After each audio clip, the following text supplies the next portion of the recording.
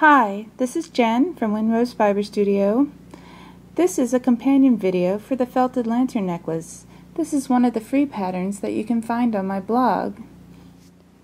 To make this necklace, you'll need about 22 feet of yarn that's 100% wool. The yarn should be light worsted or worsted weight. You will also need a little stone or a charm or something to go inside of your necklace.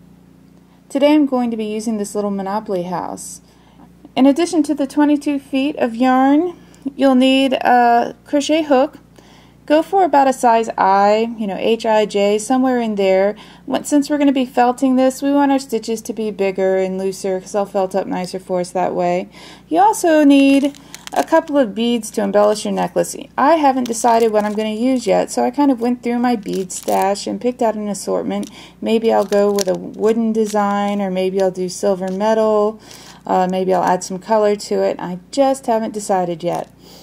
But that's kind of part of the fun with this necklace. You get to design it and decide how you want it to look. So the very first thing we're going to be doing is, to start the necklace, is leaving a nice length. We're going to need I would leave like 12 inches of a tail, 10 to 12 inches, so you have enough length to sew beads onto the end of the necklace. The part we start on is actually the pendant.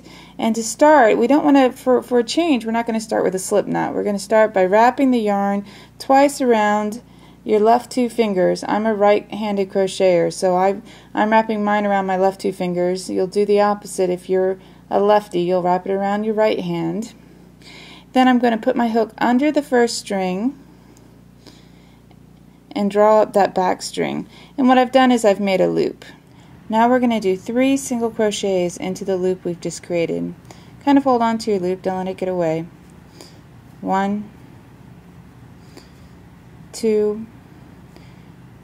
You can pull the tail end to make the loop a little smaller and easier to work with. Once I have 3 single crochets on there, I'm going to go ahead and pull that tail end a little more and close the loop. That's the very beginning of the felted lantern necklace, or the hopes and dreams necklace. And from this point we're going to be working in the round. Our next step is to single crochet twice in each of the stitches from the first row. So we're going to work 2 single crochets in each stitch. Be careful with your stitch placement. 1, 2. We're actually working with the outside of the pendant facing us. 2, 2, and then the last stitch. This row might be the hardest just because you have to work a little harder to see where that, you have to look a little carefully to see where to place your hook.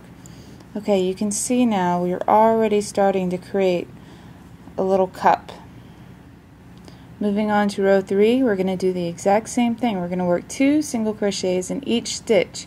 We have 6 stitches from the previous row, so when we're done with row 3, we'll have 12 stitches. So I'm simply going to keep working in the round and work 2 stitches in each stitch. 2. I'm going to pull my tail end. See that cup that I'm making? It's gotten a little bigger now. In row 4, we're going to single crochet in each stitch around. So we're just going to work 1 single crochet in each stitch around this time. So there'll still be 12 stitches. 1, 12. As you make your pendant, at the end of each row you can shape it a little. Make sure you're getting a nice shape. It's a little cone.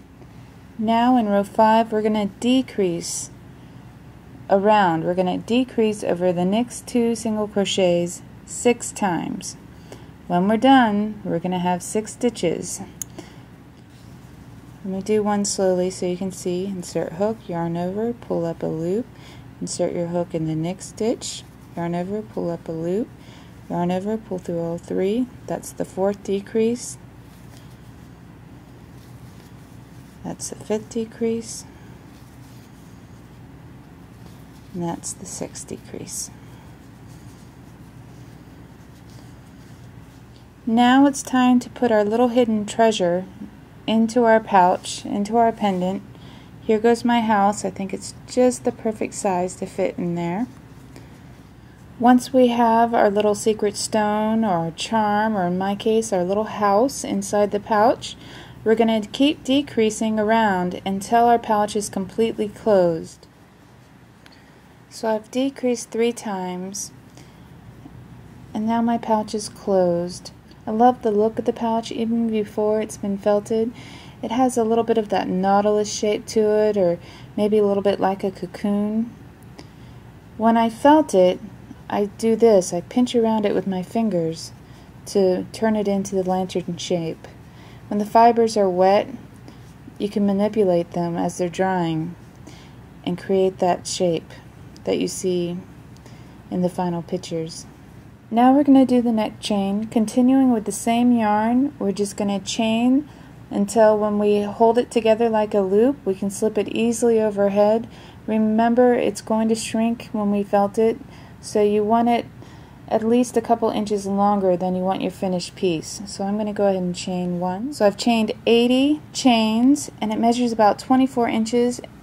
And my hope is that after I've felted it, I have about a 21 or a 22 inch neck chain. And that will rest just about where I want it to, and will slip easily on and off right over my head. Okay, you can see that the chain is sort of off to one side of the pouch. I'm going to attach the other end of the chain to the other side. I'm just going to do it with a slip stitch.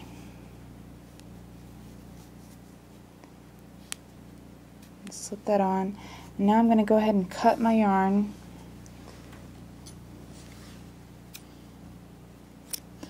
Leaving plenty of length for sewing. Pull that right through. And now both sides of my chain are attached. When I sew in this tail end, I don't like to pull on the pendant at all, but I do kind of like to weave it in and out some of the larger spaces in those final decrease stitches. You can see in the last row there's sort of larger holes from that decrease row.